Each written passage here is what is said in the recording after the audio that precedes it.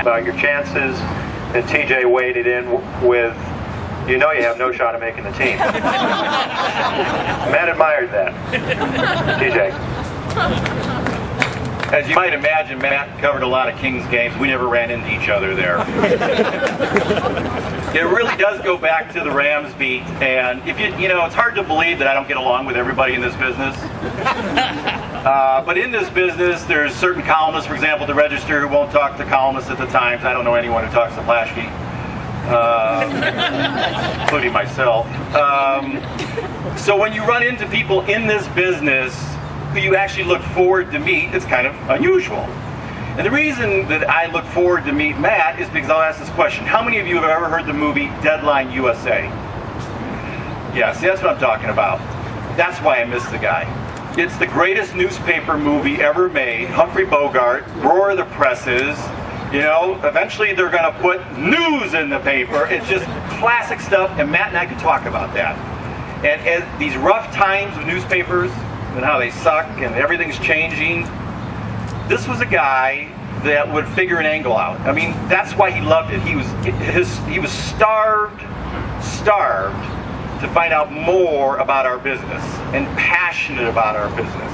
Right now, they're just squeezing the passion out of us, and that's why I like talking to him. Because it wasn't a bitch session. It was about, how do I get better? You know, why do you do that? Why are you such a jerk when you interview people? You know, why don't they get mad at you? Don't they never talk to you again? He was just desperate to learn more, and that to me is kind of that's the way I remember it. My wife said, you know, she wanted to know all about Matt and everything else, and I was generally touched by him. I don't get touched by a whole lot of people, okay? Barbara was probably the last time I got touched. But I was touched because I'm a newspaper man, and I think Matt McHale was the closest thing that you'll ever meet in our business who was a newspaper man. So many of you people here know him as a great friend, as just a wonderful, warm human being. That's great, you know.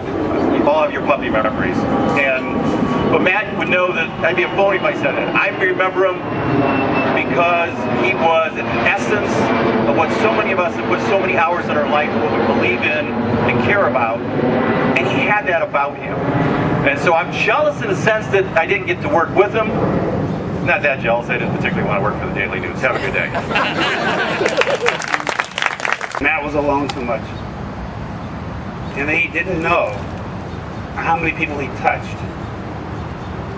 And then really what the impact his life had on me. And I've been thinking that ever since he passed away and since before. But I gotta tell you, coming here today, it's been kind of uplifting in a way. Because there's so many of you from so many different places, from so many different papers, and baseball fields, and PR staffs, that I think maybe he did have some idea.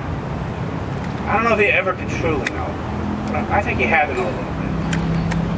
And I was trying to think of some funny anecdotes, but all the lost bags and credentials and everything just kind of blur into one gigantic Matt story. But I think really one of my favorite times with Matt was when we both were kind of starting off covering the Dodgers.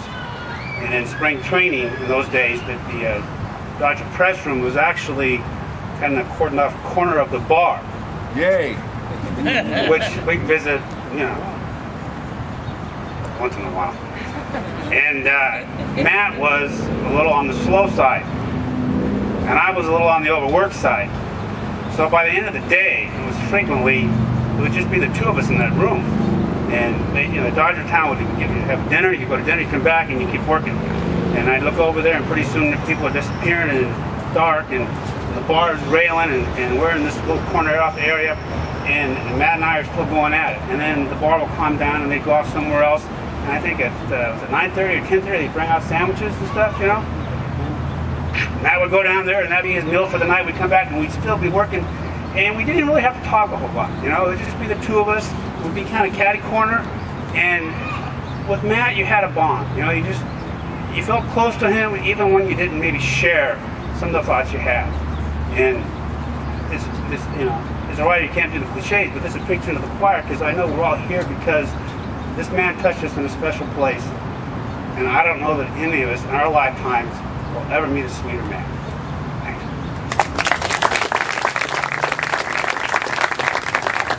I don't know if anybody likes funerals or memorials, but I know Matt appreciated them. I mean, he'd go to every Dodger funeral just because he liked to see who would show up and who appreciated the person and how that person would be remembered.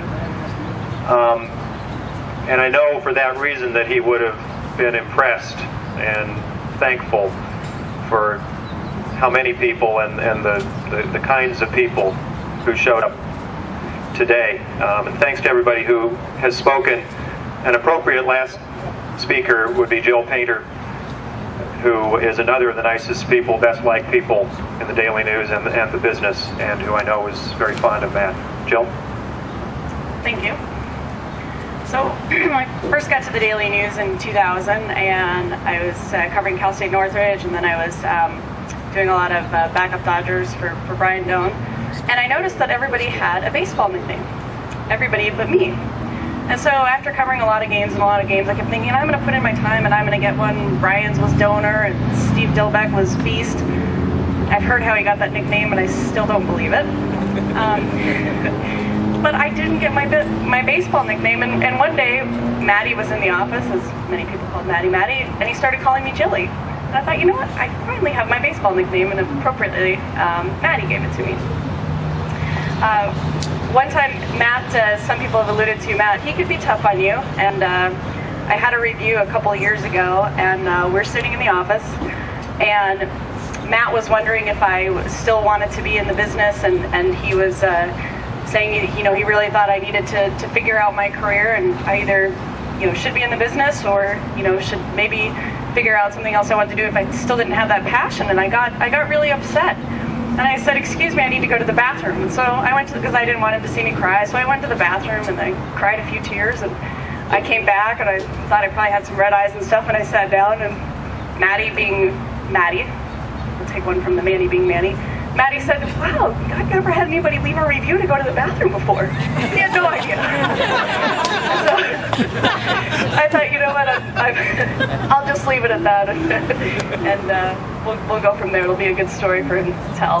And another funny thing is Matt once needed to borrow my laptop, and we all know anything about Matt. We know that's not going to be a good thing. I was not happy about that. I was going on vacation, and Matt needed a laptop, and I knew when I came back there was going to be mustard in it and soda stains and everything else, and it was going to be sticky, and I really didn't want that, and I was kind of annoyed. And so I thought, well, how am I going to combat this problem? And so I made an official looking, I printed out and made an official looking thing that said, no food around this computer.